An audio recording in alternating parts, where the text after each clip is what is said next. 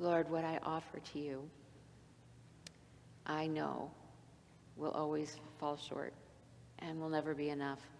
But I ask that you use your presence and your spirit to move through these words, to give them much more than I ever could, so that we may hear your message and hear your truth, to hear you proclaim hope to each of us. Lord, I pray that what I offer can be used by you. I pray this to you, my rock and my redeemer. Amen. Okay, I have to start with confession. I often don't preach this particular text, and it's Robert's fault. He spoiled it for me. So I just have to get this off my chest. 25 years ago, I was pregnant with our youngest daughter, and I had been put on strict bed rest, and that was making me crazy. And finally the doctor said, okay, you can be on modified bed rest. And I'm like, yes, I can get up and I can do things and I can go to church and I'll be preaching and I'll be doing all that. And Robert went, no, that's not what that means. And I went, I'm pretty sure if I'm only up one day a week, that will be fine. And he went, no, that's not what that means. You can go to church, you can be present and you can see people, but you're going to be seated most of the time, and I will do the preaching. And I said, I don't know about that. I haven't been able to preach for so many weeks, and I miss it, and I want to do it. And he went, no. And I said, okay, well, what are you going to do with this text? And he said, I think I'll just exegete it line by line, which was a fancy way of saying he was going to look at each sentence and kind of break it down into what it means and what symbolism was there, how this would impact the people who would hear it. And I said, fine. With all the grace possible. I was so appreciative. And so then it came to be that it was time for preaching. This was in our little church in North Idaho. And we had a big Christmas tree in the corner, and the chairs we sat in were over there. And I was sitting there with my trusty bottle of water, because I was supposed to be drinking lots of water. And he got up to preach. And he started with the first sentence where the prophet Malachi says, suddenly the Lord will come into his temple. And he says, suddenly. That reminds me of when I was in college, and I knew right then that we were in trouble. And then he said, the guys would all be in the bathroom taking their showers, and one of them would inevitably sing out, suddenly. And then the rest of the guys in the shower would jump into a high falsetto and sing, I'm not half the man I used to be. He said that in church. I about fell off my chair. And then I looked, and you could see there was like utter silence. And then you saw people's shoulders start laughing from silent laughter, and then they couldn't hold it back, and it was like this wave of laughter came rolling forward. And he tried. Oh, he tried to bring it back. He tried to get back to that prophecy, but they wouldn't let them. And finally, he just put his hands down and he said, you are not going to let me walk away from this, are you? And the choir, sitting right there, said, no, we are not. So he sat down. And that was the shortest sermon ever. But it has been in my head ever since. So every time this text comes up, I choose one of the other texts to preach on because this cracks me up.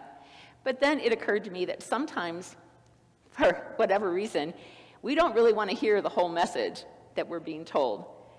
I think he caused the reason people didn't want to hear anymore for that particular message. But let's face it, the prophets in general, they have a really hard job. They don't get to just go out and say, wow, you guys are doing everything right. You have got it down. God is so pleased with you, and things are going to get even better. That's not usually what prophets say to people. So when prophets come and tell you something, even if they're telling you good news, it's always layered with a but. In this case, it's the same exact thing. The Lord is coming. The Lord will come into his temple. God is sending a messenger to you to prepare you because you need to be refined.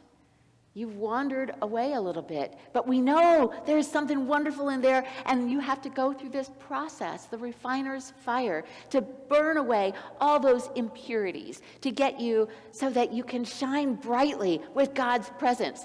Now, that does not sound like fun, and most of us don't want to do that. But Malachi was speaking to the post-exilic people.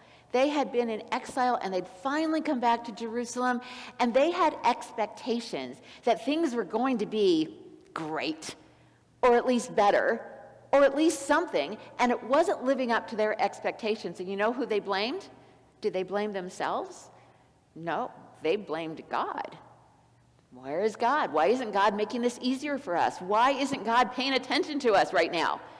And so Malachi is speaking in that moment, saying, you guys, you've kind of forgotten some of the things you were supposed to be doing. And God is going to be coming right into your midst. The day of the Lord is almost upon you. The messenger will come, and you will be blessed. But part of that blessing will be to have all that stuff that is getting in the way of your relationship with God, to have that burned away. Now, the people liked the first part of that message, but they weren't crazy about the second part of the message. It was hard to pay attention to that. And that is so often the way it is with God's messengers. We want God to send us messages. We want to hear good and wonderful things, but we don't always respond as well as we should, because the messengers are telling us what God is doing or about to do in our lives, and then we're invited to participate, to not just sit back passively and let God do it all. God is wanting us to not only receive the blessing, but be a part of sharing that blessing in the world. When those shepherds are on that hillside so long ago, minding their own business and tending the sheep, and the angels appeared to them, their first response wasn't, "Yes, this is what we've been waiting for." It was fear and trembling. They got there, but the message that was given to them wasn't one that they just hung on to amongst themselves up on that hillside. They then went to see what God had done. There was an action that came after this message was given. It wasn't meant to be just something that they closed within themselves and kept to themselves. It was meant to be shared with the world. Last weekend, I believe it was the Messiah sing-along. Is that right? Yeah. Okay, well, the weekend before the last weekend, the last. That piece of music has been performed every year in countless cities and communities around the world ever since it was first composed. It has this incredible narrative of Christ from incarnation to resurrection, and the music is powerful and beautiful. And there's one piece in Handel's Messiah that draws heavily upon the text that Martha read for us today about God coming into his temple, and it's told between the basses and the libretto. The altos have, I think, the final line of it, but it's about what happens when God comes, when that day of the Lord is near, and what we do with the messages we're given. After it was performed for the very first time, Handel wrote to a friend of his about this performance because it was received well. And he said, "I didn't write it just so that people would be entertained. I wanted it to help make people better." He conducted the Messiah every year at Christmas time as a benefit for the Foundry Hospital, which served mostly widows and orphans. Even after he became completely blind, he still conducted the Messiah every year because for him, it was that message that it's not supposed to just make you feel good, but it's supposed to help make you to be the better person that God calls you to be. When we talk about watching for angels, it's not just imagining that we're going to see a heavenly chorus appear in the sky in front of us. It's that our eyes are open to all the different ways God sends messages to us that can help us be the better people God has in mind for all of us. So this Advent, this few days we have left before Christmas comes, I invite you.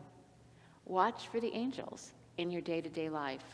Watch for the opportunities where you can be a better follower of Christ, more ready to embrace the incarnation on Christmas Day. And all the people say, amen.